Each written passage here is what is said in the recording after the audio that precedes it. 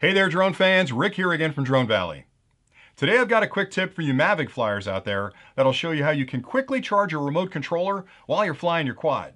Now this tip works for all the Mavics on the market, the Mavic Air, the Mavic Pro, and the Mavic 2, and it's really simple to do, but it takes advantage of a little known feature of the remote controller. So if you examine the remote, you'll see two USB connections on the remote that you can use to tether to the device you're using to fly the quad.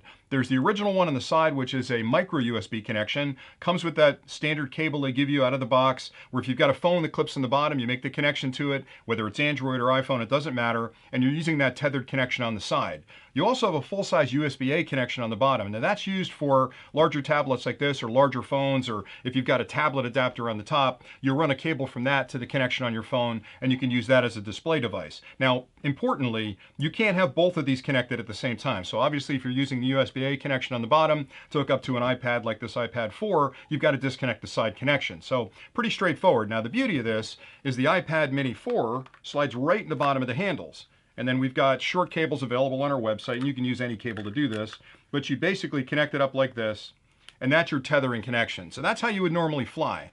Now, that can be a challenge if you spend a lot of time up in the air. Like I'll go out and fly a whole afternoon, I've got 6 batteries with me and I'm constantly charging them, so I could keep that quad up in the air almost the whole day.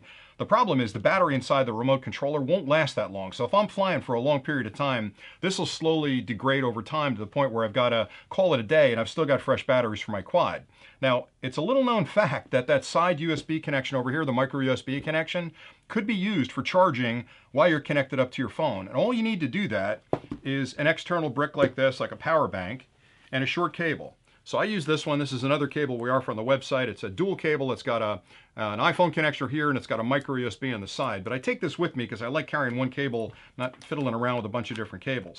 But if I plug it into the brick, turn it on, and then plug this into the side connection over here, that allows me to charge this while I'm actually flying the quad, which is pretty outstanding. And that's not a well-known feature. So there you go, it's actually charging at this point. So for me, I like it because I can continue to fly. This is kind of a big power bank, but if I had a thinner one, I slide it in my pocket. This is down in my pocket, and I've got this cable dangling off the side, and that's not that big a deal because it's out of my way, and I can fly almost indefinitely as long as I've got a bunch of power banks with me.